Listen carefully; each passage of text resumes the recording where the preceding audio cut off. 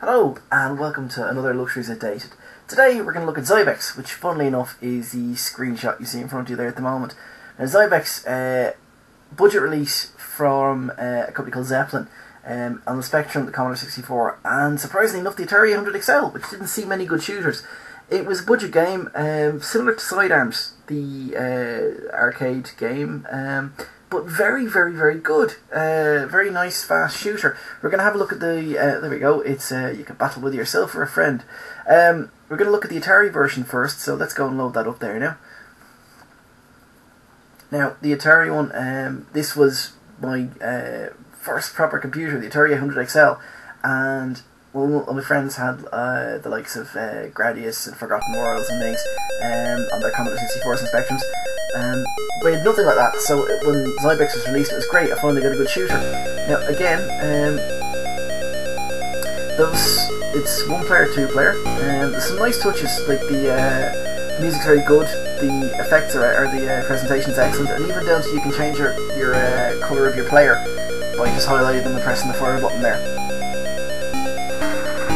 It's actually the same team work on the Commodore 64 and the Atari 800 XL if I remember rightly, and it's a different team work in the Spectrum, and you'll see the Spectrum one in a minute or two and you'll kind of understand why we don't talk about it very much.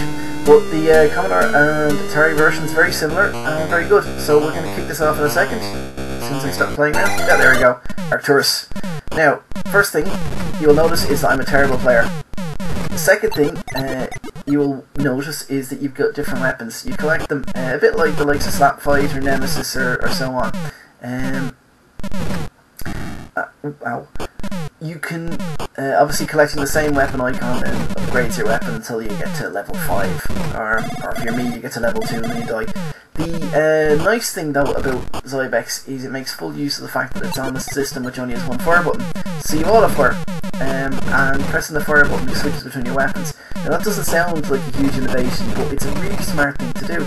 Most shooters on the likes of the Commodore and the Spectrum and Amstrad and so forth, but having only one fire button and having to, do things like smart bombs or rolls in the likes of 1942 or selecting your weapons would use the spacebar or a key on the keyboard, which is kind of awkward if you're playing.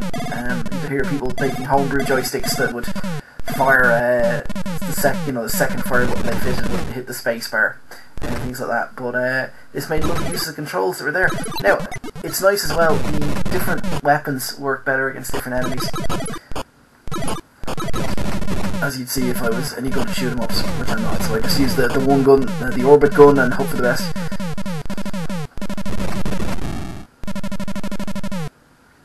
Hopefully I can make it to the end of this level. So it's not really the most, it's not monochrome in the sense that a Spectrum game would be. And I'm not having a dig at Spectrums, by the way. I love the machines now, they're great. But it's not that much use of colour there. It's funny, I didn't realise it was, this kind of Spartan Leo colour department until I played this. I haven't played this in a long time, as you can probably see again from how badly I'm playing. But it's effective, it's good, it's it could do with a background, or some sort of ground below you. I guess it's the black of space. But I mean, the one thing I'll say is that it makes the enemy fire very easy to see. I mean, again, you wouldn't guess that from the amount of times I'm dying here. Oh, would you? Oh, lovely power-ups. Again, I thought the music in this is excellent, but obviously, or rather unfortunately, it doesn't have music during the actual levels themselves. But there you go, bar music there. The bits in between the levels are quite good. When you die as well, there's some nice music as well. Now the token system is interesting. For most budget games you think they'd have like 1 or 2 levels. This is 16 and they're open-ended. You can do them, oh there's Atari, you can do them in any order you want. Bar there's a couple that are locked, you need to pick up some tokens to do them. So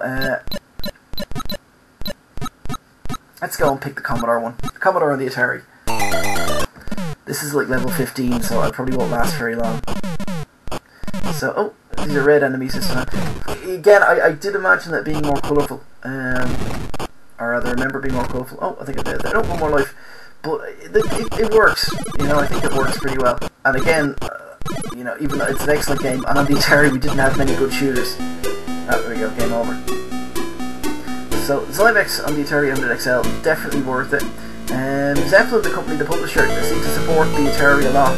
Their first game, Speed Ace, was supposed to get the Super Hang on the Atari. And the next game after, Draconis, a very, very good platform game. Again, very good in the Atari. So, we're going to look at the Spectrum next, and there's a rather odd looking loading screen with a strange yellow man. Now, obviously, not the presentation we saw on the Atari.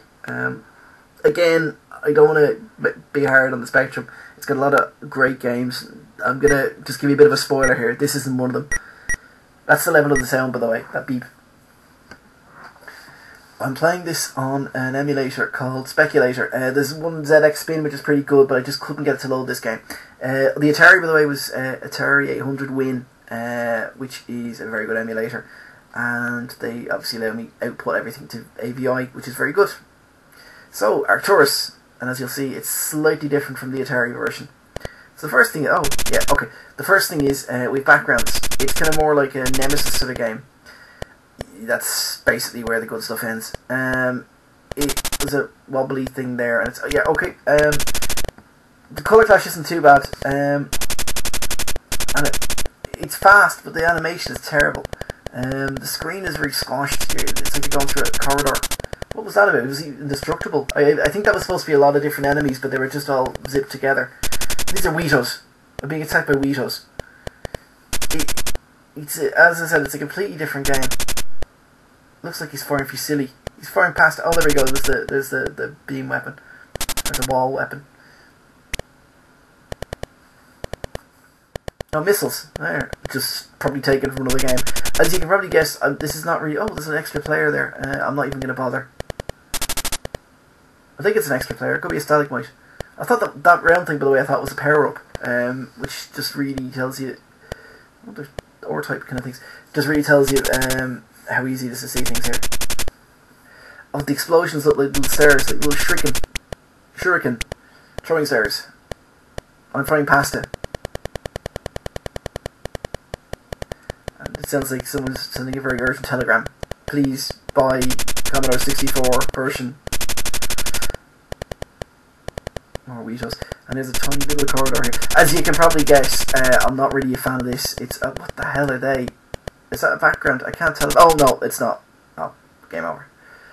Yeah, that was not Zybex. Similar name only, I guess. The Spectrum has so many good shooters that you would not want to go near this. Now, let's look at the Commodore 64 version next, and the rather nice loading screen with a rather strange looking man. We're going to load up the Commodore now once. Okay, so, firstly, music's not quite as good. Surprise! The SID chip letting us down. The Zybex logo is a block here. It looks like it's made of cactus. But let's start this up now and see if it's better. Okay. Now, first of all, we've got a Starfield. And we've got backgrounds. We've got scenery, landscape that I can crash into. This is probably going to be a lot shorter than the Atari, the Atari view. It's a bit more colourful. Again, I think I might have mentioned there earlier, but graphically this reminds me a lot of the Armalite games. That very sort of chunky, thalamus kind of graphics, very round and organic looking, but very good. And again, it's nice and fast, and the controls really work in its favour. When you charge up this orbit gun, you can get a nice stream going.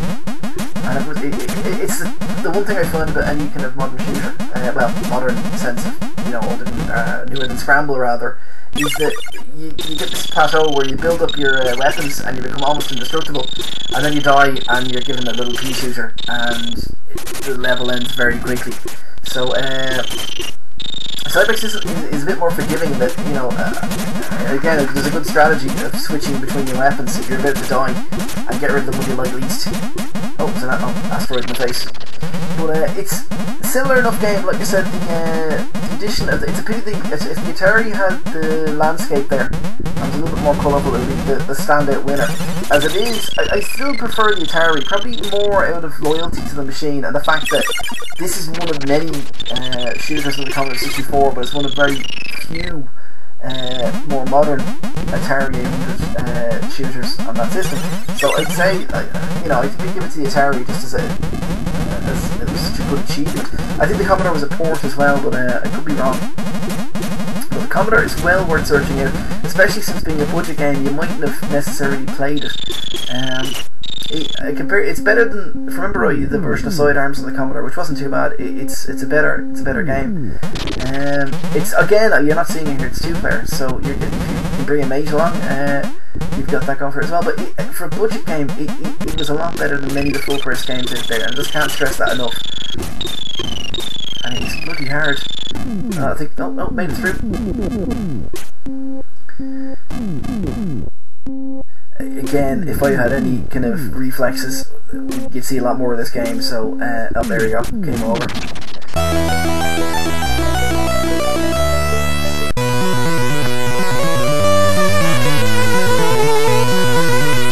So there you go, Zybex. A game you might have seen before, but if you fancy a bit of retro blasting, it's well worth searching out. Either the Commodore 64 or just the Atari one. Unless you really want to cause yourself pain, I wouldn't go near the Spectrum one. I think you give that one a miss. But there you go, Zybex. That's been another Luxuries Updated. See you next time.